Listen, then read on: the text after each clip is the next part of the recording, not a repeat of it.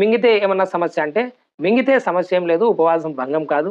మీరు ఎంగిలి మింగినా, లేదంటే మీ లోపల నుంచి వచ్చే గల్లా మింగినా, లేదంటే చీమిడి లాంటిది ఏదన్నా లోపల జనరేట్ అయ్యి దాన్ని మింగినా కూడా మీ యొక్క ఉపవాసం భంగం కాదు. అయితే ఇట్లా అదే పనిగా నాలుక మీద ఎంగిలిని జమా చేసుకొని మింగడం అనేది మక్రూగా ఫుకహా నిర్ణయించడం జరిగింది. అయితే ఉపవాసం భంగం కాదు.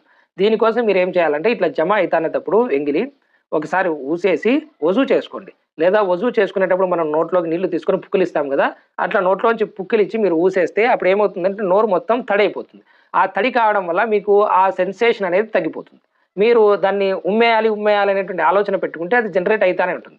ఇంకొకటి కూడా ఈ విషయం గుర్తుపెట్టుకోండి. ఎండలకు ఎక్కువగా ఉన్నప్పుడు మీ నాలుక చాలా తడి ఆరిపోతుంది. అటువంటి వాళ్ళు కాస్త టైంకోసారి అరగంటకోసారి వజూ చేసుకోవడం గాని, లేదంటే కాస్త నోటిని పుక్కిలించడం గాని నీళ్ళతో ఇట్లాంటివి చేయండి. కాకపోతే మరీ లోపలికి నీటిని తీసుకోవద్దండి. ఎందుకంటే పొరపాటున లోపలికి పోయాయంటే మళ్ళీ